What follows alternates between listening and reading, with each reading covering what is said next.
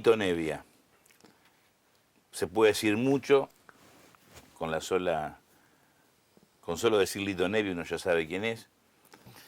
No sé dónde leía el otro día o escuchaba en encuentro que muchos músicos reconocían en vos, cuando vos ya tenías cierta notoriedad y había festivales o grandes encuentros de rock nacional, y vos eras el que, yo digo, hacías gremialismo, por lo menos peleabas para que los grupos menos conocidos, que nadie le daba bolilla, tuviesen la oportunidad.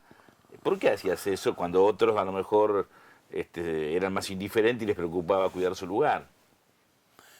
Bueno, qué sé yo, esta profesión, ¿no es cierto?, de la música, es una profesión hermosa porque es algo que está relacionado con tu espiritualismo. Pero ya en la cancha, como se dice, desarrollándola, es un medio muy adverso, ¿no es cierto? Hay mucha envidia, mucha competencia desleal, mucha falsedad. Y eso también, el business grande que crece, hace que se cierren cada vez más las puertas para los que vienen nuevos. Entonces, bueno, yo siempre he sido muy luchador de eso, porque también me ocurrió eso cuando yo era súper chico. Y bueno, es una cuestión de carácter y de ideología. Yo soy muy peleador de eso. No lo hago nunca con el afán de que voy a cambiar el mundo ni de que vamos a lograr. Pero me siento responsable de colaborar con un comentario, con hacerlo, con no esquivarle el bulto a la situación, ¿no es cierto? A veces ha dado buenos resultados porque he podido ayudar a algunos músicos y otras veces no. Creo que se Pero lo bueno, leía a Charlie, él recordaba que ellos los primeros que tocaban un lugar con mucha gente, vos fuiste el que... sí, yo los presenté cuando yo tenía mi grupo que duró un año, Winca, en el año 71. Los presenté, estaban como teloneros en el Teatro Diagonal de Mar del Plata. Y ya tenían esas canciones tan lindas que al final graban en el primer disco y por suerte tienen el éxito que tuvieron. Eh, no sé, es una actitud. También recuerdo, ahora me estoy acordando, ¿no? De haber leído una nota a Gieco, a León, y recuerda, dice, bueno, cuando llegué no tenía dónde ir, que fui a la pensión, ahí donde estaba Lito, y él me ayudó. Ah, sí, sí, sí, sí. Yo armaba una cosa en esa época. Nos daban un lugarcito que era el Teatro Luz y Fuerza de la calle Perú. Y los jueves ahí se podía tocar. Entonces yo llegó un momento que armaba una especie de cosa acústica. De ahí salió esto de acusticazo. Armaba una cosa donde nos sentábamos con todos alrededor en sillas, como si fuera una especie de polémica en el bar. Nada más que cada uno tenía una guitarra acústica y cantaba sus canciones por turno. Y eso lo compartía con Gieco, con Raúl Porchetto, con Miguel Eugenio y con Roque Narvaja.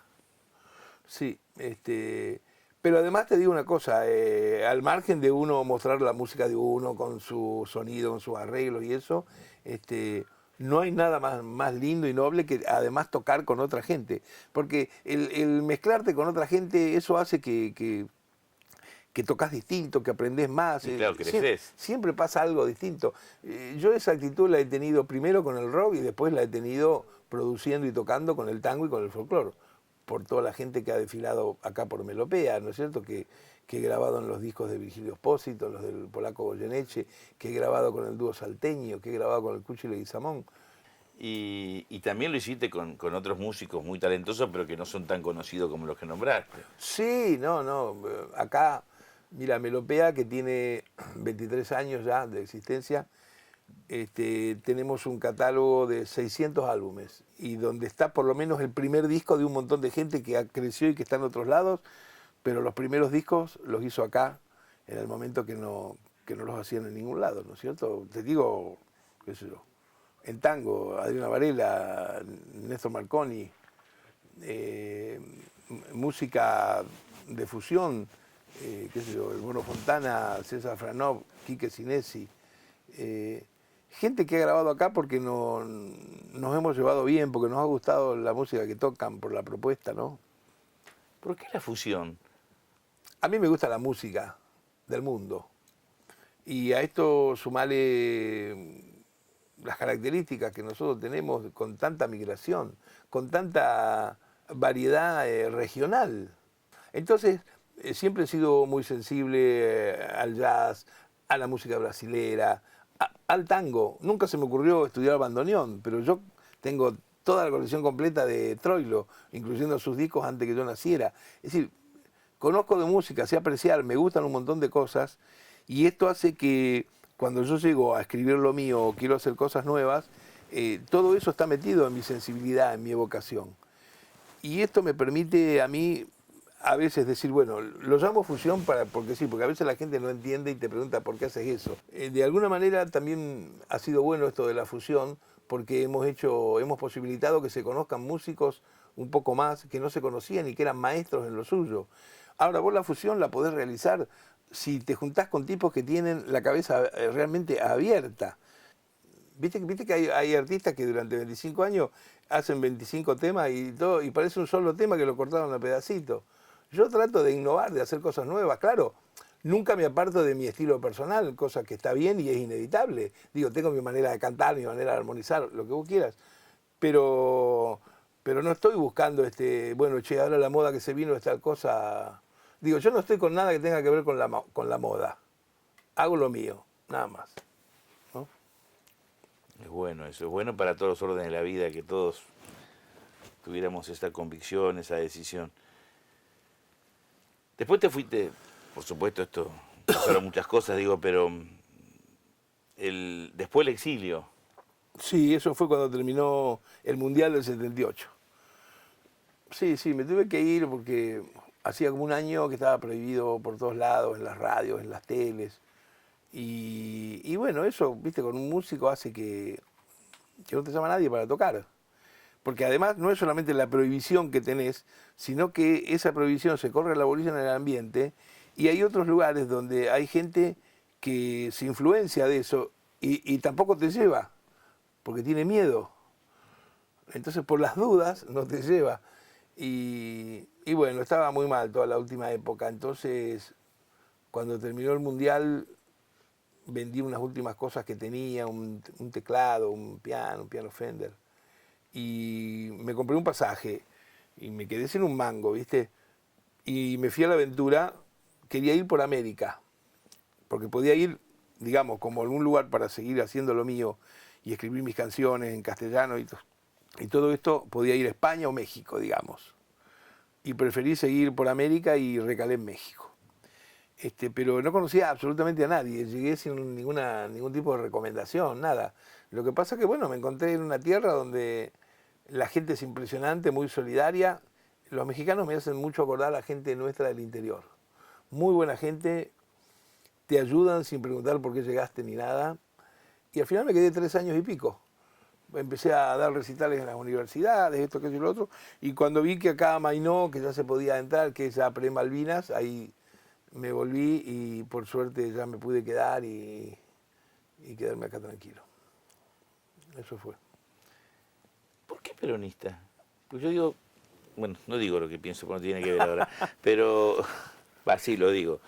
Yo digo que tu identificación en todos los momentos, nunca renunciaste al peronismo, más allá que tendrías tu cercanía Sí. o distancia con los distintos peronismos, Claro, lógicamente. hace que, sin menoscabar a otros grandes artistas que han tenido posiciones más, por ahí más por arriba o menos comprometida desde el punto de vista de la identificación partidaria, hace que muchos sectores, entre comillas, de la cultura, no valore lo que para mí sos, obviamente lo mío es subjetivo, personal, el músico más grande que generó Argentina en la segunda mitad del siglo XX y hoy lo demostrás. Pero al margen de esta opinión personal mía, tampoco te quiero incomodar. No. ¿Por qué el peronismo?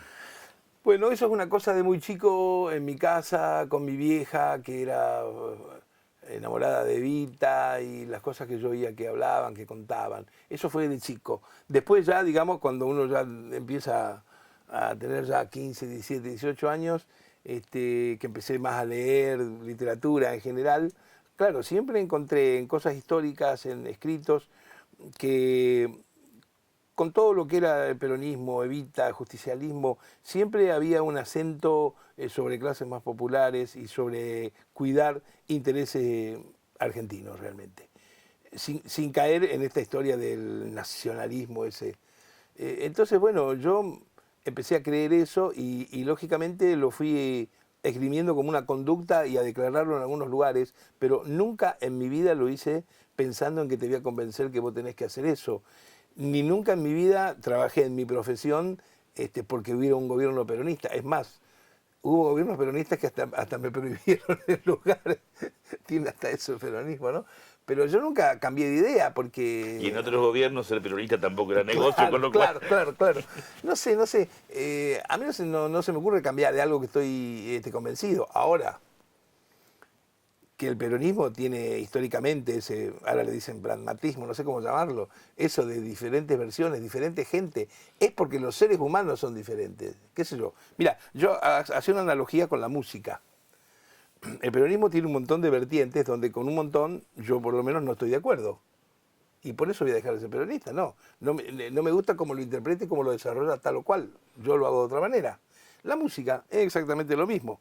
Digo, en la música son 12 notas y con la facultad combinatoria de esas 12 notas vos podés hacer una ópera o una música horrible, que es lo que sucede en el mundo.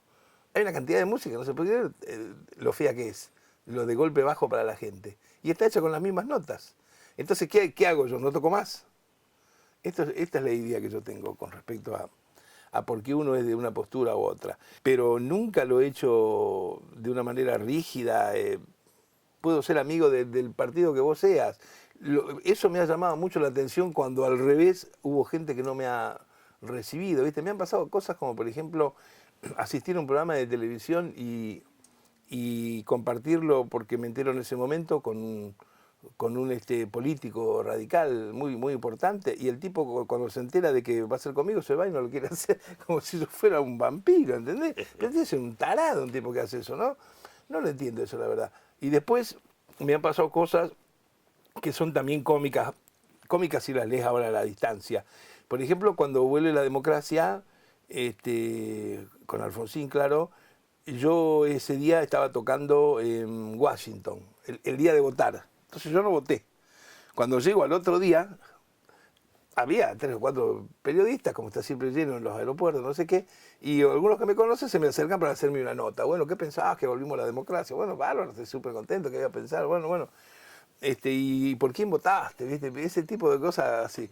Y yo les digo, no pude votar porque estuve tocando antes de anoche en Washington, justamente, en un festival muy grande,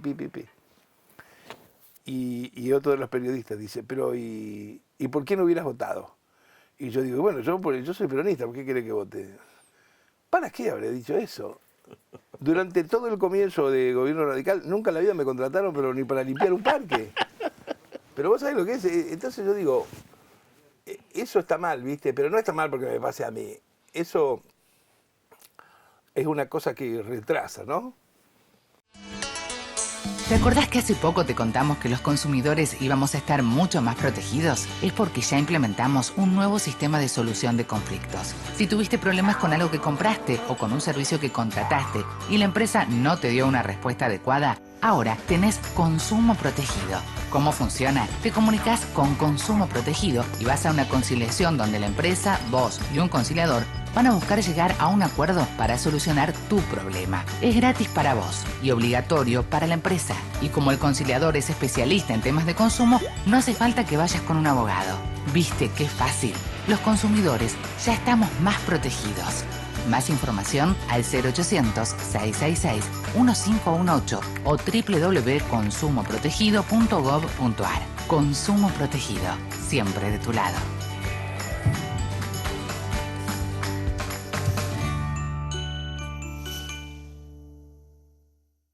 ¿Quiénes deben vacunarse contra la gripe? Embarazadas, mamás antes de egresar de la maternidad, niños entre 6 y 24 meses, personas con enfermedades crónicas u obesidad, personal de salud y mayores de 65 años. Para ellos, la vacuna es gratuita en centros de salud y hospitales públicos de todo el país. Vacunate. Es bueno para vos. Es bueno para todos. 0800-222-1002.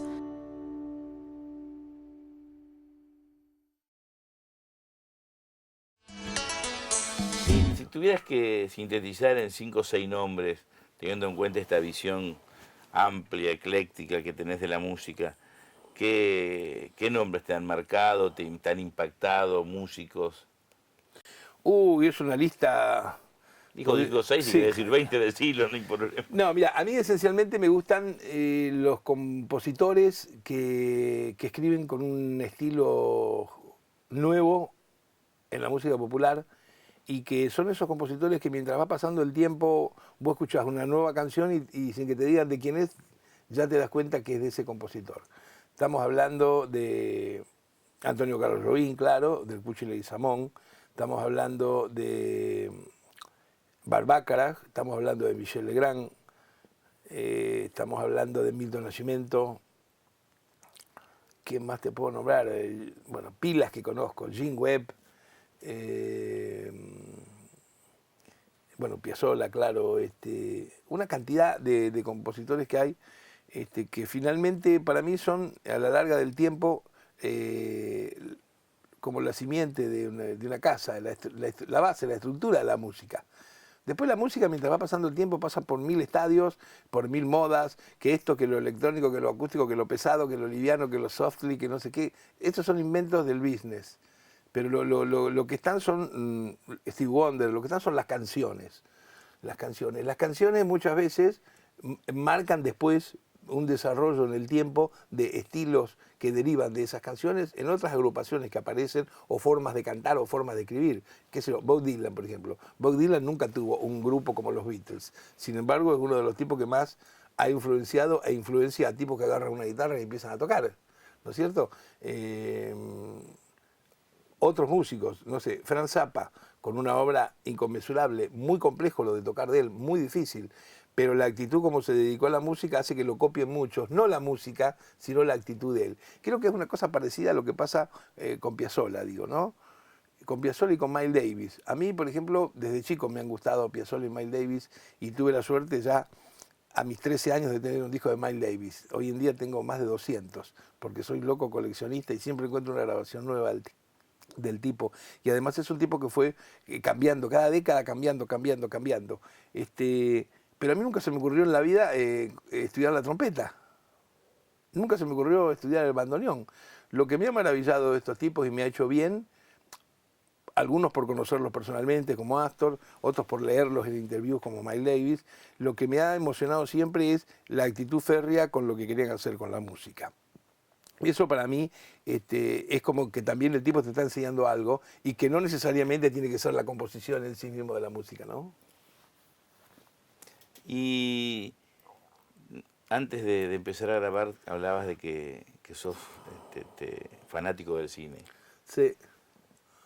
¿Por qué? ¿Por la música? ¿Por la imagen? ¿Porque te transporta? No, el cine tiene esa cualidad, ¿no es cierto?, donde tenés la imagen, tenés la fotografía, tenés el guión, la parte literaria, tenés la actuación, encima tenés la música. Bueno, es una locura, la conjunción interdisciplinario es impresionante. Y yo me acostumbré mucho al cine porque en esa época en Rosario había 3 cines que daban 3 películas los lunes, otras 3 los martes, otras 3 los miércoles y de jueves a domingo otras 3. Películas que no bajaban de un John Ford, Howard Hawks, Fred Zinnemann, Robert Aldrich, John Sturges, ese tipo de directores, ¿no? Y íbamos con mis viejos porque ellos eran fanáticos. Veíamos 12 películas por semana, no sé si me explico. Es un disparate, ¿entendés? Eras un pibe. Sí, y pero yo sabía que sí, que la música de esta es de Max ¿Qué Steiner. recordás de esa época cuando ibas con tus padres? ¿Qué película te marcaron? No, todo el thriller y el cine negro, el western. Que gracias a Dios por estos inventos de la tecnología, el 90% de las películas las tengo en mi casa ahora. Las he podido comprar. Pero yo me pasaba horas y había películas que me gustaban y las veía muchas veces, ¿me entendés? Por ejemplo, a mí me gustaba una película de Jazz Tourneur con Burt Lancaster que se llamaba El halcón y la flecha. Entonces la fui a ver 11 veces, o sea, me sabía de memoria dónde tiraban las flechas, dónde peleaban los tipos, porque me hacía bien la épica que había en la película, ¿sabes? Y esas películas, esas de capa y espada y mucho western, había una épica en el personaje central. Casi siempre era un tipo medio solitario, que llega a un lugar y que quiere poner en orden el desorden que hay. A mí eso me fascinaba. No es que yo quisiera ser un cowboy, entendamos, ¿no? Sí, pero siempre uno hay una identificación. Sí, a mí me parecía. Y bueno, y ahora que las he vuelto a ver, a casi todas las películas, y la mayoría siguen siendo excepcionales, ¿no? Es un cine increíble. Y después, bueno, fue pasando la vida y ya empecé también a ver otro tipo de cine, porque también tengo y me gusta todo Kurosawa, Bergman, Jean-Luc Godard, Truffaut, conozco todo eso. ¿La Pandilla Salvaje la viste? Sí, de Sam Peckinpah, por favor, ¿cómo no voy a ver eso? Qué locura, ¿no? Sí, yo, por suerte dijiste que viste muchas veces las películas, porque en mi casa dice que yo estoy loco porque las películas que me gustan las veo muchas veces y además las veo y siempre descubro algo nuevo. Pero es que es así, claro. Lo que pasa es que hay cosas con el arte de pasión que el que no lo disfruta o no lo tiene cree que estás loco. Y no está mal, a lo mejor está medio loco uno. ¿Cuál es el problema? Digo, si no jodés a nadie, ¿no? Es verdad. Una cosa para terminar y agradecerte el tiempo que nos has dispensado y lo cómodo que nos hemos sentido con vos. Yo he ido a verte en distintas instancias, en recitales muy grandes, viéndote muy lejos, más cerca. Hay un sótano en Paraná cerquita. Tuve la oportunidad de verte este verano, el otro, en mi pueblo, ahí en San Antonio Oeste, en las grutas, y en las grutas. Al lado tuyo y verte con mis pibes. Y siempre, bueno, obviamente en televisión, cada vez que paso y veo, además de escuchar, yo ando en una camioneta que debo tener, voy variando 20, 30 CD, pero de los cuales 10 son tuyos. Yo siempre noto la misma pasión, ¿no? Cuando porque una vez en televisión, no es que la televisión tiene esa magia, la televisión que a veces puede modificar lo que uno ve o en un recital, pero te he visto de cerca y veo la pasión con que, o sea, tu señora me decía, tu pareja dice, actúa más de 200 veces por año, lo que me parecía muchísimo, pero digamos, más allá de que obviamente vos sos un músico profesional, creo que sos feliz cuando... Ah, por supuesto, sí.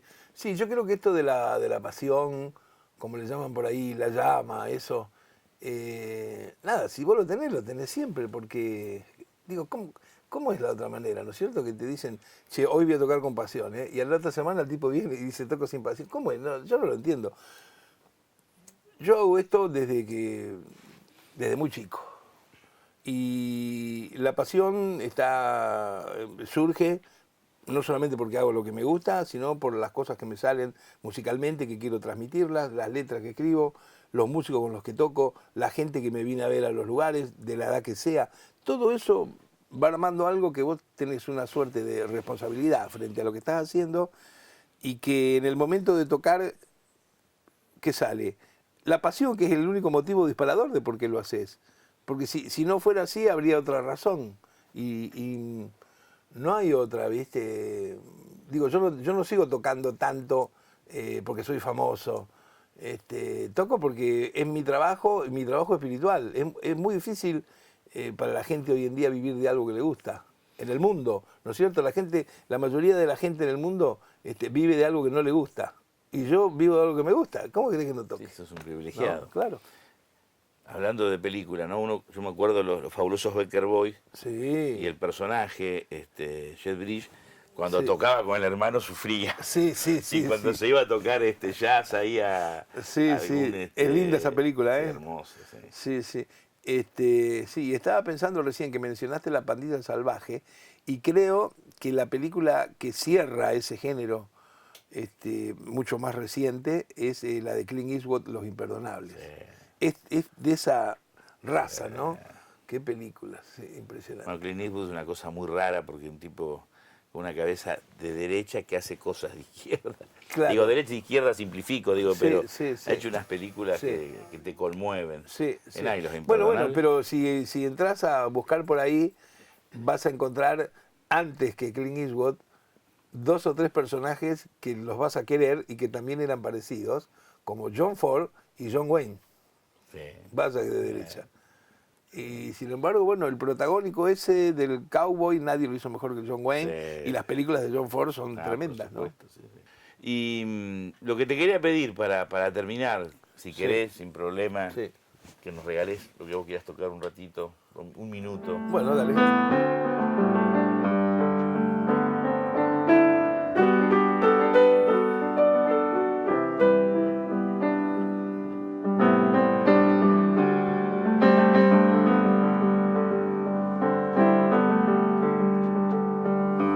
Dicen que viajando se fortalece el corazón, pues andar nuevos caminos te hace olvidar el anterior. Ojalá que esto pronto suceda, así podrá descansar mi pena hasta la próxima vez.